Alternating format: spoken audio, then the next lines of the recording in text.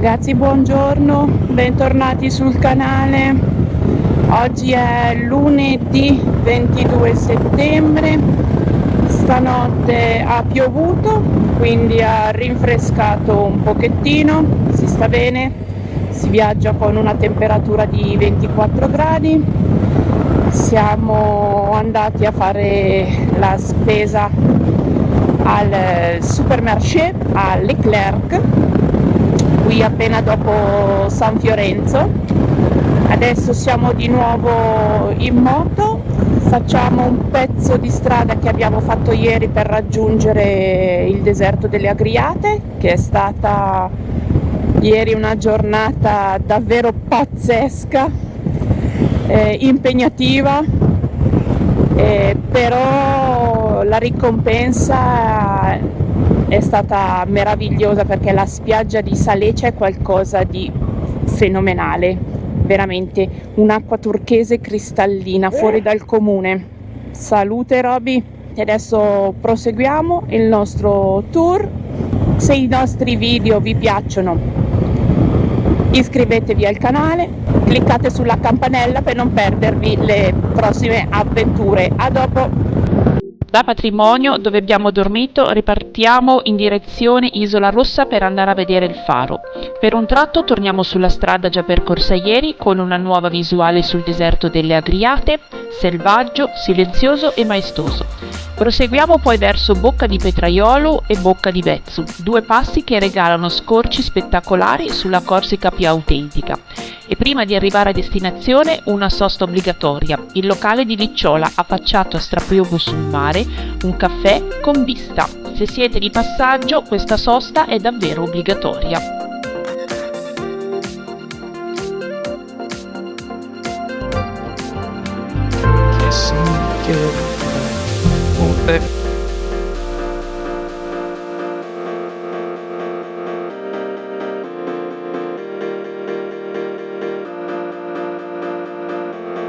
Ci siamo fermati un attimo a mirare il paesaggio, meraviglioso. Adesso gli ho detto a Roby se riesce a mettere la moto qua, così gli facciamo una foto. Sono arrivati due overlander qua.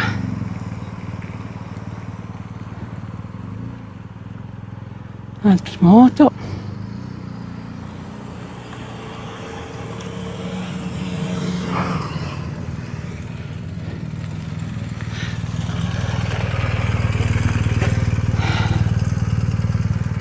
Vediamo il paesaggio di qua.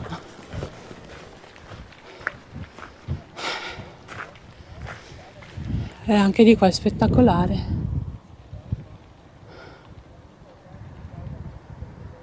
Mamma mia. Stupendo. Ti asciughi? Asciughi le ascelle? Asciugo l'ascia.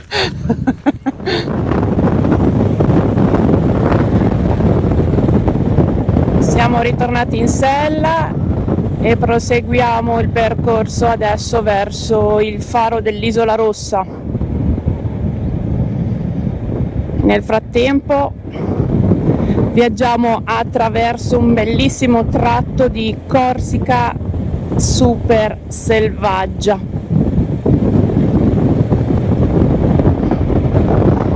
Stamattina ha piovuto e ora le nuvole hanno lasciato spazio a un bellissimo cielo azzurro e a un fantastico sole che riscalda queste giornate di autunno.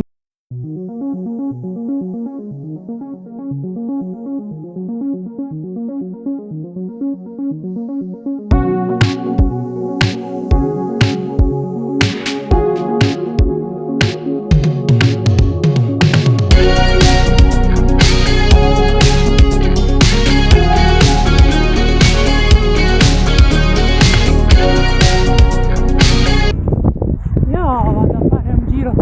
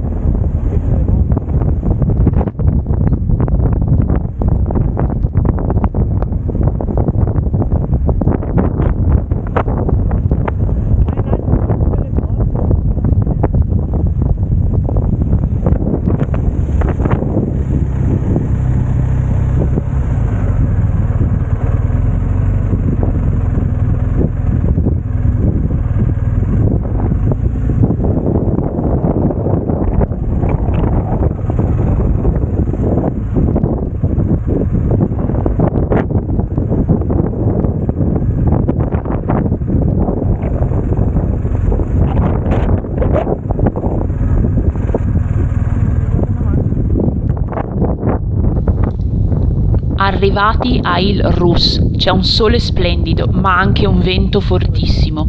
Abbiamo lasciato la moto e stiamo salendo a piedi verso il faro. Il sentiero è breve, ma il panorama è davvero incredibile. Il mare è di un blu intenso, le onde si infrangono con forza sulle rocce rosse e il vento ti accompagna per tutto il percorso. Arrivati in cima, la vista ripaga ogni passo, la costa, il paese e quel mare che sembra non finire mai. Un posto semplice ma che ti lascia senza parole.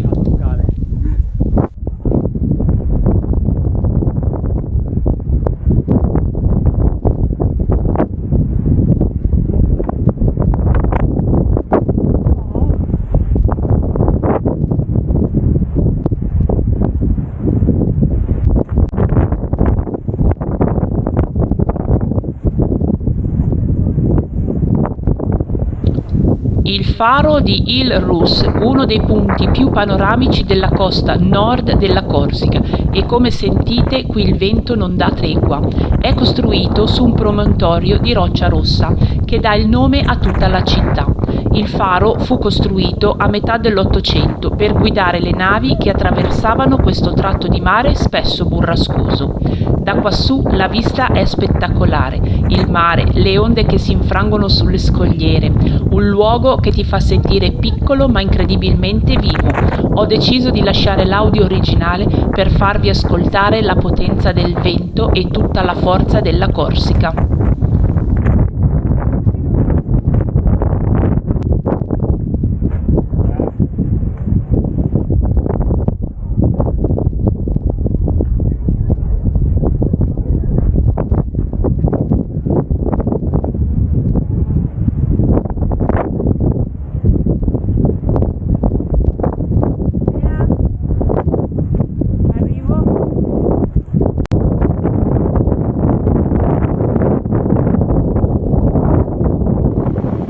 Di nuovo in moto, lasciamo il faro di Isola Rossa.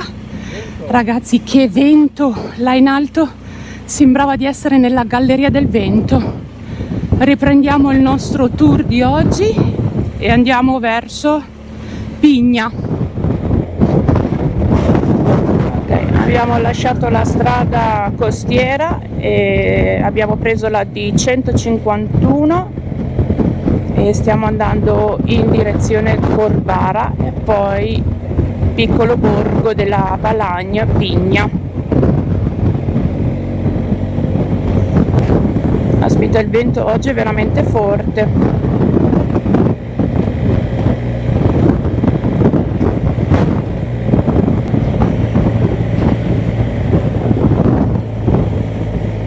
Bello, si vede tutta la baia là in fondo.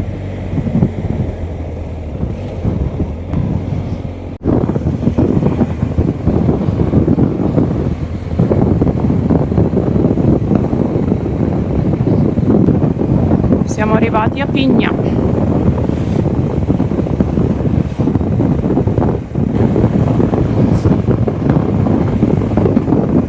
Si intravede tra gli alberi.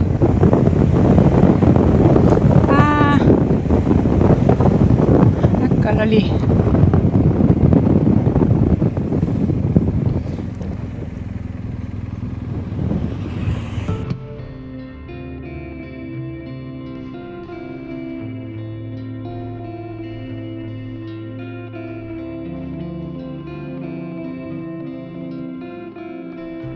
Anche se è molto turistico, è sicuramente uno dei villaggi più belli della Balagna.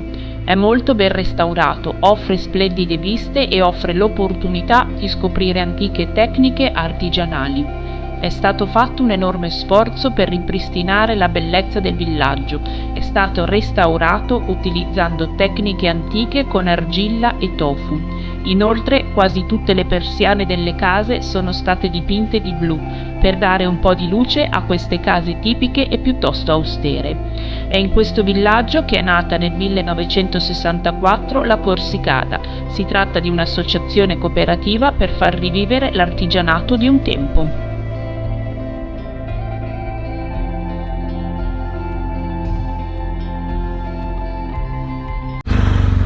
Dopo Pigna proseguiamo verso Calvi. Allora, moto parcheggiata lì in fondo. Adesso a piedi andiamo a vedere la cittadella di Calvi. Nel frattempo si è annuvolato un pochettino, però comunque è abbastanza afosa la giornata, a parte che oggi Eolo ha deciso di scatenarsi il più possibile.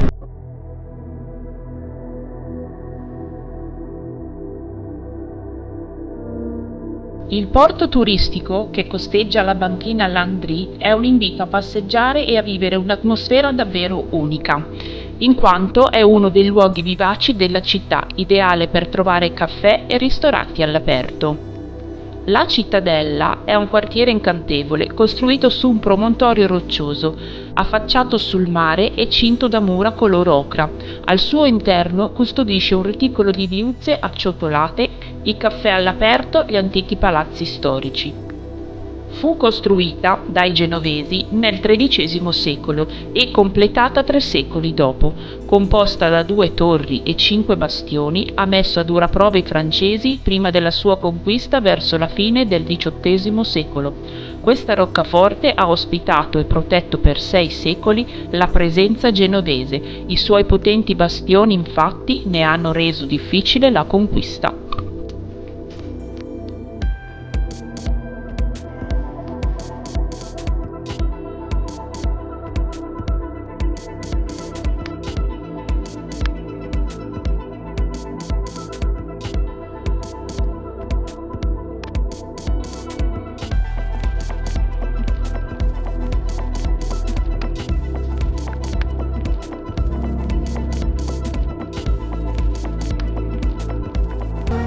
The next day. Siamo di nuovo in strada.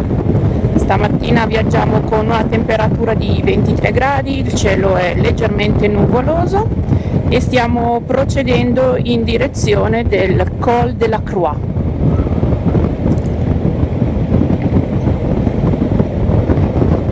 Siamo già in mezzo alle montagne, stiamo facendo le nostre solite curve. Quest'isola è solo curve e paesaggi meravigliosi.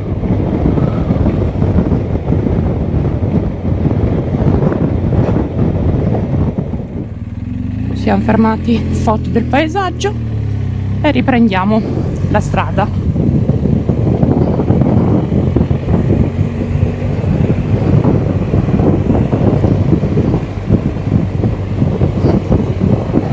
Ritorniamo a fare le curve.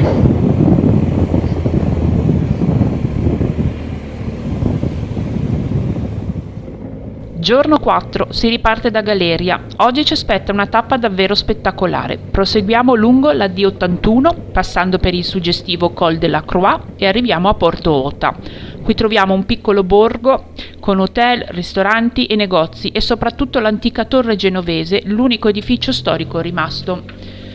Riprendiamo la strada e attraversiamo i meravigliosi calanchi di Piana, uno dei tratti più scenografici di tutta la Corsica, e poi riprendiamo la strada per risalire verso il Col de Vergio, il passo più alto dell'isola.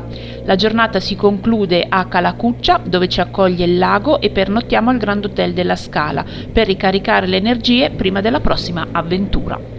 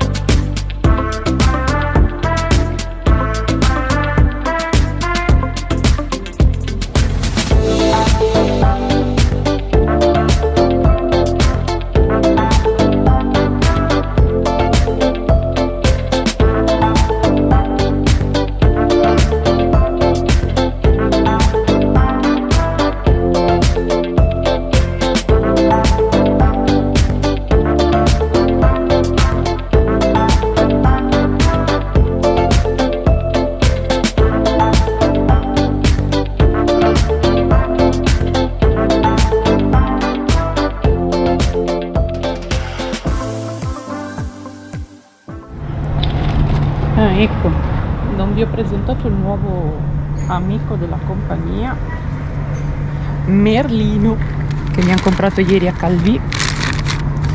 E quest'anno i nostri supermercati sono lo Spar. Lo Spar. Qui siamo a Porto Ota un attimino e niente, ci stiamo riposando un attimino e poi dopo dovremmo fare in teoria i calanchi di Piana. A dopo!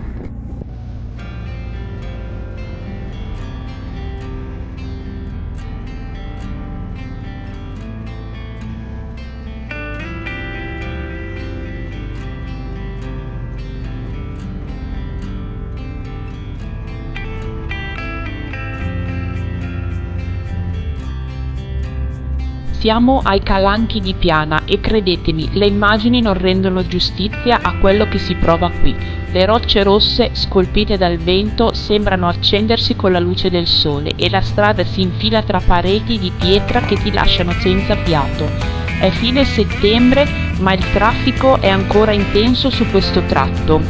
Tutti qui per godersi uno dei panorami più belli della Corsica.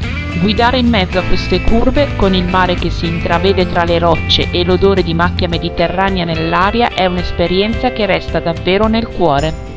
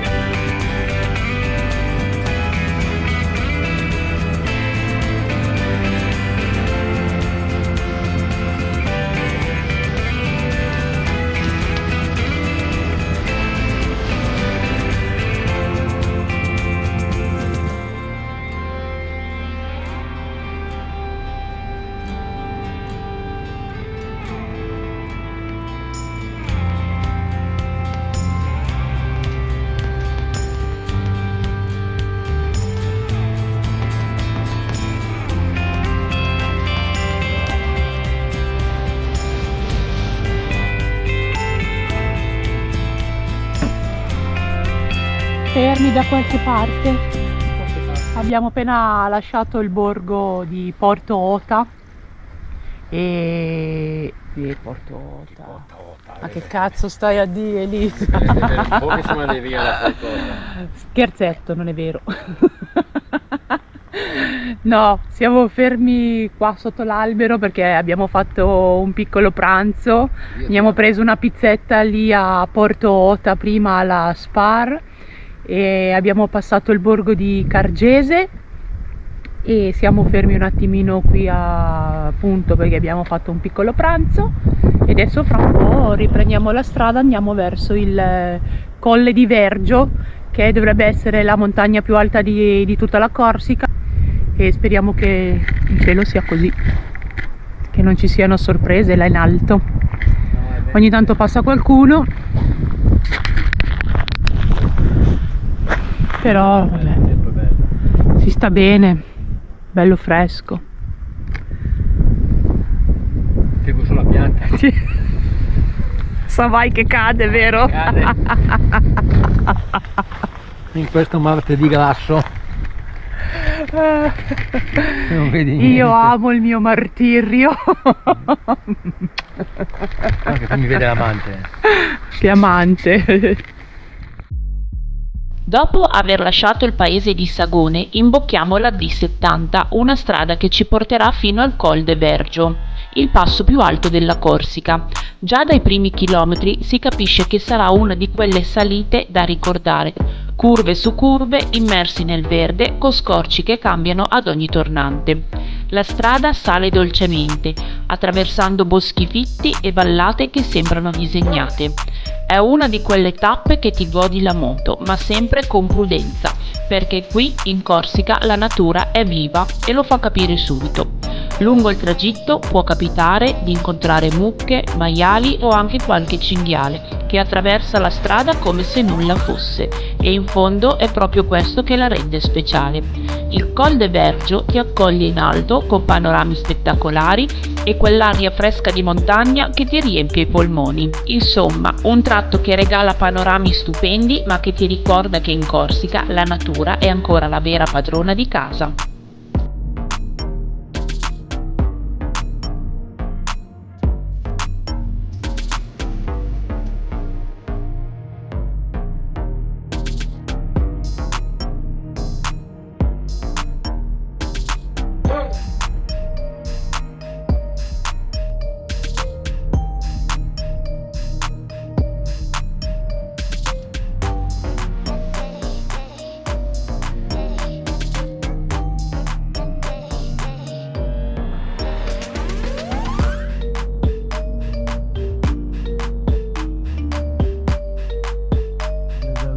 Sì.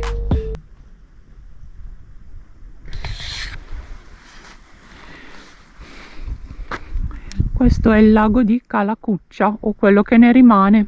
Non c'è neanche il lago, così è artificiale. Sai che non ho idea se che sia artificiale oppure naturale. Comunque manca tantissima acqua, quello lì è tutta parte che è siccità. Ci sono tutte le mucche. Alberi di castagne. E comunque siamo quasi arrivati alla struttura che ci ospita questa notte. Siamo praticamente in mezzo alle montagne.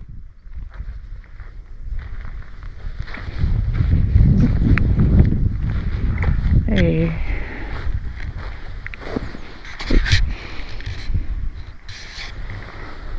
castagne, castagne, castagne.